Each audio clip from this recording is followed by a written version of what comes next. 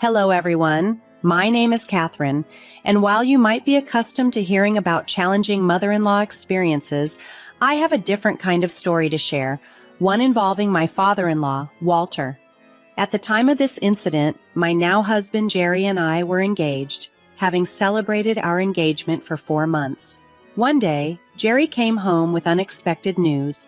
His father, Walter, had been evicted and needed a place to stay temporarily. He was low on funds and couldn't afford to rent a place on his own. "Why does he have to stay with us?" I wondered aloud. Jerry was just as perplexed, unsure of what to do.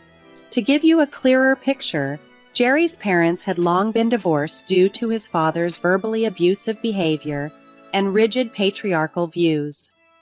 Walter often demeaned women, and after witnessing his behavior firsthand a couple of times, I understood why Jerry's mother had left. Walter had also been very controlling and dismissive of Jerry's emotions throughout his childhood, leading Jerry to reduce contact with him over the years. Despite Walter's belief that there was nothing wrong with his behavior and his dismissal of therapy because men don't go to therapy, the relationship between father and son was strained. Their communication had increased suspiciously after Jerry and I got engaged, which made me uneasy about the idea of Walter moving in. I owned my house outright and didn't relish the thought of a domineering presence disrupting our lives. However, I wanted to support Jerry and see if there was a chance his father had changed. I agreed to let Walter stay with us temporarily, but made it clear to Jerry that this arrangement wasn't permanent. "Are you sure you're okay with this, Catherine?" Jerry asked, concerned about my comfort in my own home. He knew his father's nature all too well. Despite my reservations, I felt it was important to at least try and see if Walter could adjust. This decision, however, was not taken lightly, and we both understood the potential challenges ahead. Years had passed, and it seemed that Walter was making an effort to mend his relationship with Jerry. "Just give him a chance," Jerry suggested, hoping to make amends. "That way you can say you tried." Reluctantly, I agreed, and Jerry informed his father that he could stay with us for a few months, but with a strict caveat: any misbehavior would lead to his eviction. Walter was overjoyed at the opportunity and expressed his gratitude. However, Jerry's mother, who had previously experienced Walter's challenging behavior, called me personally to voice her support for our decision. Her call left me feeling apprehensive, but I was determined not to let Walter's presence intimidate me. Besides, my soon-to-be mother-in-law assured me she would be there to support me if any issues arose with Walter. I felt confident that we could handle whatever came our way. Unfortunately, I was about to be proven wrong. No sooner had Walter moved in than he began to critique the way I had decorated our home. He liked the house but despised the interior decor. "Who in the world decorated this place? I'm guessing it was you, Catherine." "No man would live in a house like this," he scoffed. "Yes, I decorated it," I responded calmly. "Jerry told me to go ahead and do what I liked since he doesn't have any strong preferences." Walter snorted dismissively. "Oh, please, I know you pressured him into this. Jerry has been acting differently. He shouldn't be manipulated by any woman, but that's going to change now that I'm here. I'm going to make sure you don't take advantage of him anymore." I was stunned by his accusation. "I'm not sure how you think I'm manipulating Jerry, Walter, and I'd appreciate it if you didn't speak to me like that." But Walter simply ignored my protests and continued as if he owned the place. When I was home, he demanded I cook for him and run errands as if I were his assistant, although I work from home and am not a homemaker. Eventually, Jerry noticed his father's disrespectful behavior towards me. "Dad, my wife is not your servant. You need to stop ordering her around. You're a grown man and perfectly capable of doing things on your own," Jerry confronted him. But Walter retorted, "Women are meant to take care of men. You've been giving your fiancé too much priority, Jerry, and you aren't even married yet." Jerry's stand against his father's outdated views marked a turning point in our household dynamics, highlighting the deep-seated issues that Walter brought into our home. Just 3 days into his stay, Walter had already caused enough discomfort to make his presence felt. "Catherine didn't complain to me, Dad. I can see how you've been ordering her around," Jerry confronted his father. "She's my fiancée, and she has every right to talk to me about anything that makes her uncomfortable." "What's gotten into you, Jerry?" Walter challenged. "You should let her know her place. Pampering and shielding her isn't going to solve anything. She'll end up controlling your life, and one day you'll wake up and realize you've been duped by a gold digger." Jerry's response was firm. "I'm only going to say this once, Dad. You will never speak about Catherine like that. She's not a gold digger, and you will not insult her again. This is not your house, and you don't get to dictate what happens here. You're a guest, and you'd better start acting like one." Walter was visibly taken aback by Jerry's defense, his face flushed with anger. I couldn't believe he expected me to cater to him as if I were a servant. Both Jerry and I began to question our decision to let him stay. We decided to give him a bit more time to adjust, hoping for improvement. The next few days were slightly better. Walter's demands lessened, though he still tried to meddle with the house decor, moving furniture, and attempting to take down my decorations.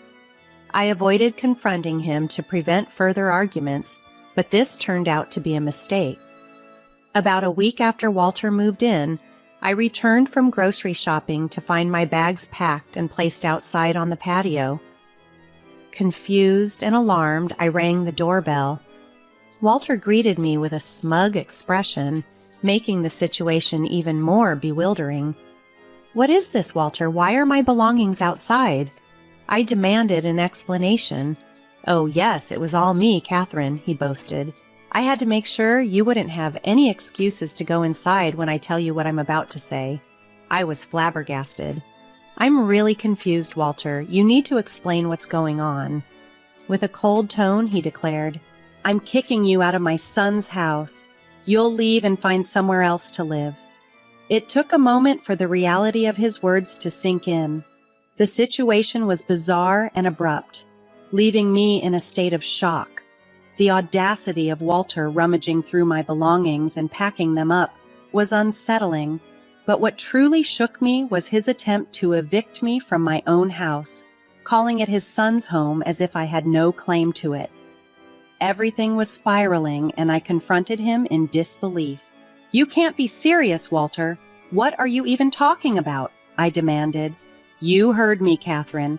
I'm taking charge of this house, and I won't allow a gold digger like you to stay here any longer," Walter declared, brimming with misplaced authority. "You're out of your mind, Walter. This is absurd. You can't just throw me out. Did you even discuss this with Jerry?" I asked, hoping to bring some sense into the conversation. "I can and I will, Catherine.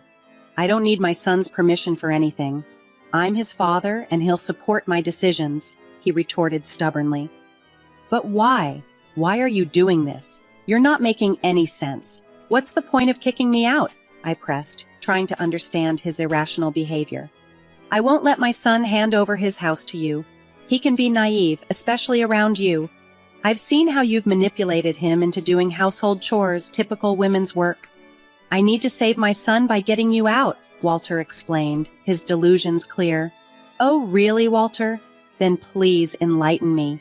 What exactly do you think my intentions are?" I challenged him. "I'm not naive, Catherine. I know you'll somehow convince Jerry to share his house with you. Women like you marry for money and then leave, taking everything. The moment you marry him, you'll make him give you the house. I won't let that happen," he stated confidently. "So, you plan to kick me out, and then what, Walter? How will that make any difference?" I questioned, trying to expose the flaws in his logic. "After I kick you out, I'll make my son sign over this house to me. He knows that only men should own houses. I'll take my time and make sure he signs it over before your wedding, so you'll never have a claim on this beautiful house." Walter revealed his scheme. I couldn't help but laugh at the absurdity of his plan. Walter had indeed thought this through, concocting what he believed was a foolproof strategy. He was utterly convinced that his son, who hardly had any affection left for him, would simply hand over the house just because he was a man. Walter was delusional to think he wielded such influence over Jerry. He was in for a rude awakening soon. As Walter laid out his delusional plan to claim ownership of the house, I saw the perfect moment to point out the flaws in his logic. "Walter, that sounds like a well-thought-out plan, but unfortunately it's not going to work at all. You've wasted a lot of time and energy on something that's just not feasible." "Oh, don't try to act smart with me, Catherine. I won't let you manipulate me or my son. I'll get through to him much faster than you can, and I'll make sure he hands over the house to me," Walter retorted with misplaced confidence. "Walter, I don't think he can just hand over the house to you. You seem to have some misconceptions about this place," I replied, trying to clarify the situation for him. "What the hell do you mean? Have you already convinced Jerry to make you a co-owner? I won't let you steal his house," he snapped, his voice filled with suspicion. "It would be impossible for me to steal this house, and I'm not sure why you keep calling it your son's house," I explained, growing frustrated with his accusations. "Walter, this house was never your son to begin with." "What? Don't you dare lie to me, woman. I know for a fact that it's not a rental. My son has said it's personal property, so I know this is his house," Walter insisted, his face red with anger. "Jerry didn't lie, Walter. This house is personal property, but it's not his. The house is actually mine. I am the sole owner," I said firmly, hoping to bring some reality into his deluded view.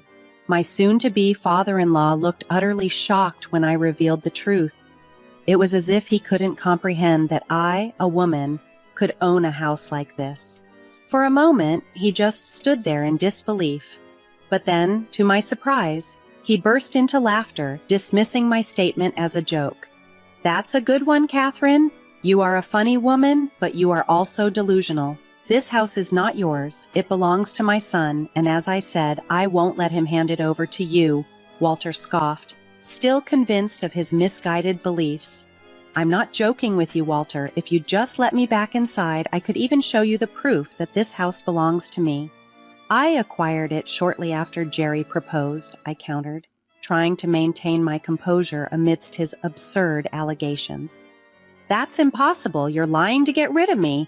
A woman like you couldn't possibly own a house. You're bluffing. It won't work on me," Walter accused, his voice full of disdain.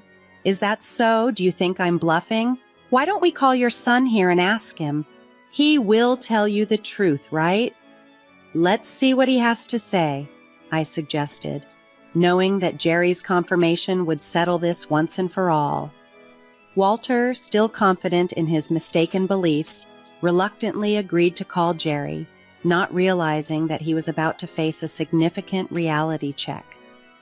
In his arrogance, Walter challenged me to call Jerry, confident in his belief that he was right. Without hesitation, I dialed Jerry, urgently explaining that he needed to come home right away. Concern etched his voice, and he arrived at the house quicker than I expected. As he stepped out of his car and walked toward us, his confusion was palpable upon seeing my belongings scattered in the front yard. "What's going on here? Catherine, why is your stuff outside?" Jerry asked, his brows furrowed in confusion and concern. "Well, your father thought it would be a good idea to kick me out today. He even packed my bags and set them out here so I wouldn't waste any time packing," I explained, the absurdity of the situation hanging heavily in the air. "Wait a minute, my dad did what?" Jerry's shock quickly turned into anger as he processed the scene before him. I glanced at Walter, who seemed uncomfortable under Jerry's piercing gaze. In his eagerness to prove me wrong, Walter had not considered that he was making such a drastic move without consulting Jerry. As Walter met his son's angry stare, he realized that this confrontation was not going to go as he had planned. Jerry, standing firm, awaited an explanation. Walter, trying to regain some control, blurted out, "Jerry, I promise I have a reason for this. I know I should have talked to you, but as the man of this house now, I did what I thought was right." "What are you talking about, Dad? You are not the man of the house. You're just a guest here, and you had no right to try and kick my fiancé out," Jerry countered, his voice stern and unwavering. "Come on, Jerry. You know well enough that I will always be the man of the house, especially since I'm here now. I'm your father, after all. Did you forget everything I taught you?" Walter tried to assert his dominance, clinging to his outdated views. "Oh, I do remember what you taught me, Dad. But those lessons are useless. They only serve to put you in control. You groomed me to accept whatever bad decisions you made for your benefit," Jerry retorted, his frustration evident. Walter, now visibly shocked by Jerry's assertive response, struggled to regain his composure. "I felt an immense pride in my fiancé. I didn't need to defend myself. Jerry was handling it superbly. He was furious with Walter for trying to oust me, and even more incensed when Walter attempted to assert his authority and claim the role of man of the house." Shaken, Walter finally said, "That's no way to talk to your father, Jerry. This is not what I taught you. I see that your fiancé has already started to turn you against me." Jerry's defense and the unfolding events left Walter grappling with the realization that his manipulative tactics were no longer effective and his control over Jerry was slipping away. Walter's reasoning for wanting me out was getting more absurd at the moment. "No one has taught me anything, Dad. I figured out a long time ago what a selfish and egotistical jerk you are. You have no right to throw my fiancé out. How can you think this is, okay? Why would you assume I'd support this?" Jerry confronted his father with a mix of disbelief and anger. "You need to listen to me, Jerry. This woman is poisoning you against me. I can see it happening right before my eyes. Eventually, she'll marry you, and then she'll make you hand over this precious house to her. You will lose everything, and I'm trying to prevent that." Walter argued desperately, convinced of his delusions. "Oh, really, Dad? You seem to have it all figured out, don't you?" "How Catherine will take over this house," Jerry retorted, his voice heavy with sarcasm. "So your solution is to kick Catherine out and then have me sign the house over to you to keep it safe? Even if Catherine tries to divorce me?" Jerry couldn't hide his incredulity at the audacity of his father's plan.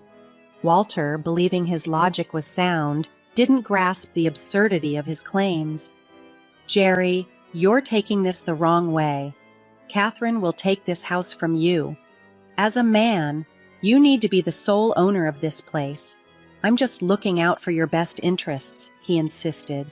"I don't need you meddling in my life, Dad. And why the hell did you automatically assume that I was the owner of the house? How is Catherine supposed to steal the house when it's already her property?"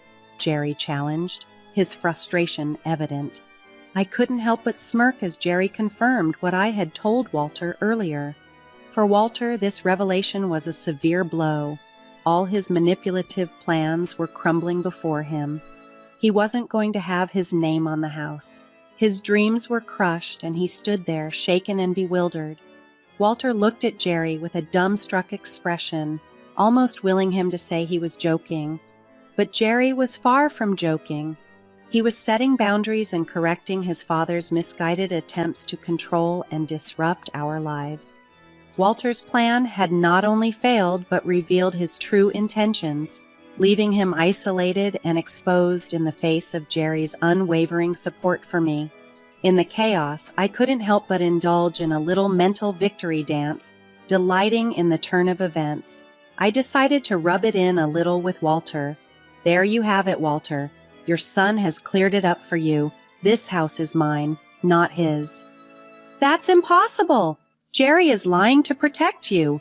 You're not capable of buying a house," Walter blustered, unable to accept the reality unfolding before him. "Oh, shut up, Dad, for God's sake. Catherine's perfectly capable of buying a house on her own. She doesn't need to scheme and steal like you had planned. It looks like we should be throwing you out instead of Catherine," Jerry shot back, his voice thick with exasperation. Walter was now visibly rattled by the suggestion of being thrown out. Fear flickered across his face. After only 6 days with us, he had no real claim or rights to the property, and he knew it. He attempted to brush off the severity of the situation with a nervous laugh. "Now, don't joke with your poor father. We don't need to do anything drastic." "Oh, yes, we need to do something drastic, just like you did." "What's the matter, Dad? Can't take the same treatment that you dish out?" I challenged him, unwilling to let him off the hook so easily.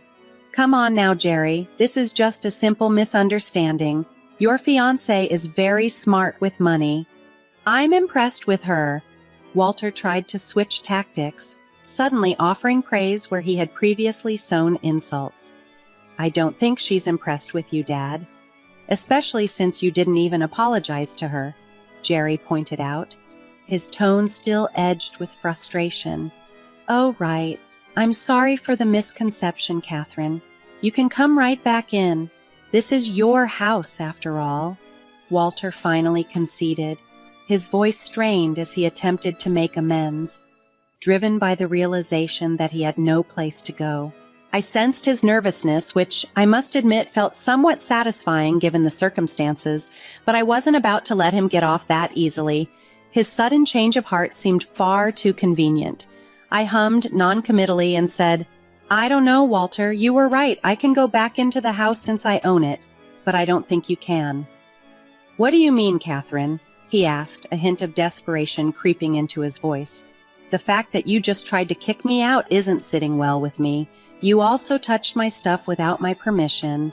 I don't trust you around my house anymore," I replied firmly, my decision clear. "Oh, come on, Catherine. It was a simple misunderstanding. Don't make it into a big deal. Let's just go back in and forget what happened. I already offered you an apology. Am I right?" Walter pleaded, trying to smooth things over.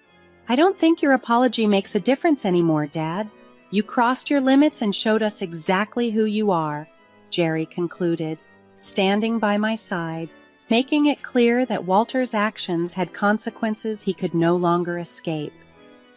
"I don't want you in the house either, but ultimately it's Catherine's decision," Jerry said, turning to me for the final verdict. "Well, Walter, you are no longer welcome to stay in my house," I stated firmly. "I will be respectful and allow you to pack your belongings, but I want you out today. You are not welcome here anymore. In fact, you were never welcome to return for any reason." Yes, I was evicting my soon-to-be father-in-law from my house. His actions were beyond the pale, and I was not in the mood to offer second chances. His son didn't want him around either, and that decision solidified my resolve. I was proud of Jerry for standing by me throughout this ordeal. However, Walter was not taking the situation well. He was visibly anxious and kept insisting we were making a big deal out of nothing. For a few hours, he tried to sway our decision, pleading for forgiveness and begging for another chance. It was somewhat satisfying to see him, a staunch patriarch seeking mercy from a woman, especially after the way he had treated me. He even tried to persuade Jerry to change his mind about kicking him out. Eventually, both Jerry and I grew tired of his attempts and threatened to call the police if he didn't leave voluntarily. That spurred him into action, and he began to pack his things. As Walter left with his belongings, he looked miserable and ashamed. As a final measure, we told him to never contact us again. Jerry went a step further and uninvited him from our wedding. Walter once again pleaded for a second chance as he was leaving, but there was no turning back. He ended up moving in with his sister, who, unlike him, does not tolerate nonsense. She came to our wedding and shared that she had put him in his place. Now Walter lives a humble life, working a low-paying job, and depending on a woman for support, a fitting twist of fate for someone who once thought so little of women's capabilities and independence.